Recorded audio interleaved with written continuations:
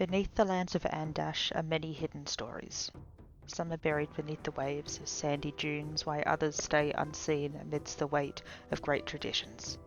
To delve for treasures and knowledge is seen as a great opportunity by a culture rich in history, but many know that danger threatens those that choose to seek. Time will work to stack grains of sand on top of the efforts of people, but perhaps there are some things that should indeed remain buried. Bodies once drowned in rivers of blood, testament to a warring people. Ruins to a once great empire, now broken, keepers of death and terrible secrets. Towers of perceivable darkness, surrounded by nothing but faded memories. Echoes of forgotten myths, best left silent, but now quietly repeated in the solace of dark rooms. Andash faces a history that its foundations are built upon, but the horrors of the past and present will not so easily be forgotten. I am at last my own man. In the not-so-remote rocky landscapes of Civicello, a hunger has been stirring, resonating through the empty gullets of hundreds. A cult, known in the whispers of the Concord as the Starved, has formed an ever-developing compound in the Badlands, filling it with more and more people and less food. But their empty stomachs do not ache in vain. The Starved believe that through knowing the suffering of hunger, they will, in time, know enlightenment and spiritual power. Though a young cult, having existed in the quiet outskirts for no more than 2 years, their numbers and hunger have been growing. In recent months it seems like the rumbling of the gut of each and every member has felt more like the great reverberations of thunder in the south of the Tribelands. And when they struck the Andashi School of Gifts, what had been seen as the rolling of thunder felt instead like the cracking of lightning. The cult members flooded the hallways, dying in droves as they rushed into the bowels of the school to complete their ritual. When the gasping cries of the sacrificed cultists finally ceased, so too did the echoing reverberations of their stomachs. Instead, there was a new vibration felt deep within the ground as roots and vines, thorns and plants, stems and spines burst from the ground in a rowling mess.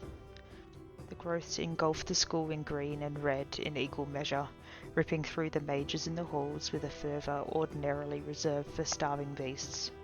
In no more than 15 minutes, 1/3 of the school was entirely silent, the cries of Concordians muffled below metres of greenery.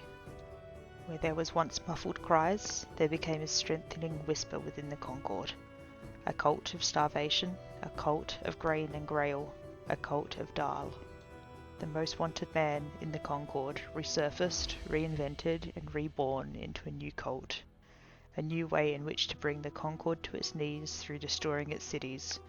And it's not just destruction that it has left behind. In the hands of the headmaster of the Andashi School of Gifts rests the manifesto that Dahl had left behind. But the Concord is not idle in the face of his resurgence. No. Concordian magics and Concordian scouts, guided by the investigators, have found the home of the Starved. And the Concord will see justice dealt.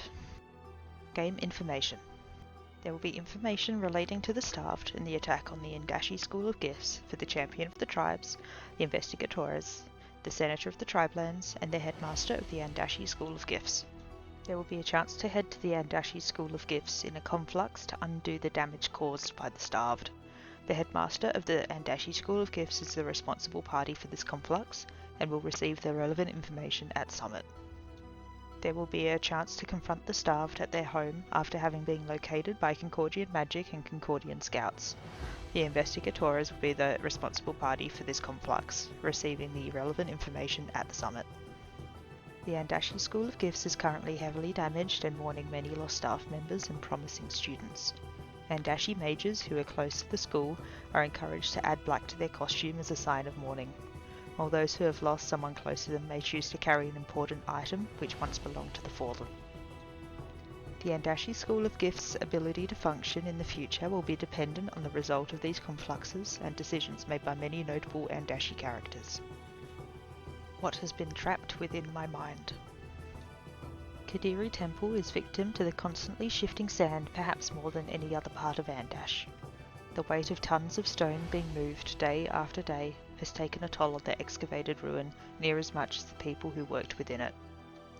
Hours spent beneath the earth, surrounded by ancient and crumbling stone, pressed in on all sides by the dense sands of deep Andash, kept sane by only each other and the light of torches. It is within these depths that the loss will forever remain. The Temple of Kadiri has claimed the lives of those that would take and take, simply for the fact that they were not properly prepared. There is no lack of effort, no sabotage, and no enemy of the deep to suddenly spring upon the workers of the Kadiri excavation. There was simply not enough of the correct support. Where the knowledge of the arcane was needed, or the guidance of a priest was required, they could be found with ease. Yet where the workers were needed to hoist ropes, carry beams, or dig sand, barely half could be found. This half were not missing, they simply never appeared to carry their duties. Hands that wouldn't be normally tilling soil were instead clawing through sand until the stone beneath could be seen. It did not matter the state of the tools, for their fingers could dig as well as any shovel, unearthing the chamber beneath. In a fevered craze and risking the wrath of the sands above, these farmers dug and dug until nothing but blood and stone remained, only to find nothing but a caved-in chamber with no hope of excavation. Eyes that would watch for beasts to hunt in the wilds found themselves staring into the darkness, watching the backs of loved ones, with a sense that they may never again see the friend they once loved in the light of their torch. A deep knowing that any sudden movement could end their entire life, just as a sudden leap of a beast. A feeling of relief as they felt the gritty rain of sand begin to fall over their head, knowing that they need not fear death for much longer. Bodies that were used to carry stone, holding picks and hauling ore through the caves of mines, deeply aware there is no foundation here. There were no structures to hold the walls from falling, the roof from caving in, the sand from pouring from the entrance. An understanding of the dark underground simply crushing spirits rather than raising them, for no amount of experience could make up for the lack of pure numbers needed to maintain this dig. All carried on, no matter the danger, no matter the dark. But there is resentment among the survivors, and questions that may be left forever unanswered due to the actions of heroes promised but not delivered. Where they would simply have needed to carry the weight of stone and sand, they now instead must carry the weight of the dead upon their shoulders. But still the excavation continues. It must, for otherwise the sacrifice of the fallen would surely mean naught. There were even small successes found amidst the stench of bodies, crushed beneath the unmovable stone, but marred, these will forever be. Some chambers were lost forever and unable to be opened, but still the goal was reached, no matter how broken it had become, or how broken the people must be to see it done. Game information. The excavation of Kadiri suffered under the lack of resources and manpower provided by Concordians in the past season. With half the number required mines, farms, or wildernesses in attendance, many lives were lost beneath the sands. Despite the difficulty of the dig and the great cost of life, the goal was still reached for significantly more damage than expected. It is likely that the options to move forward will be limited, and that there will be costs imposed on the people of the tribelands for delving too greedily and unprepared. There will be information and decisions regarding the Kadiri Temple dig for the Senator of the Tribelands this summit. The voting for the Kadiri dig will remain the same for this upcoming summit, with those who attended having 2 votes, the Senator of the Tribelands having 3 votes, and the Andashi Delvers having 1 vote. Votes will be able to be cast within the hub, with more information being found in your character packs. The following characters' investments have been damaged during their time at the Kadiri dig: Halam al-Hirafi, Marius Piccolini, Zaid, and Luther Mouse. You cannot reason with silent fools. Deep in the true wild stands a secret once found, yet fading again into distant memory. A tower built by hands long forgotten, and for a purpose now unknown. The fog surrounding it is less a marker of its existence, and more of a veil under which it can once more disappear from the reach of those who seek it. Left alone for such a time, the very entrance to its hidden valley begins to rot within the minds of those who once believed they knew. Obscurity finds itself a willing partner in the Tower of the True Wilds. The dedication of a few remaining arcanists and researchers keep alive the memory of such a place, but travel within the fog grows more difficult with each passing day. Whether through an unknown will or the passing of time, the effect of the mysterious mist that fills the small valley has evolved. Before it would take but a portion of a memory, keeping safe its precious secrets and making travel difficult. Now there is fear that to step into the fog is to give away even most personal of memories.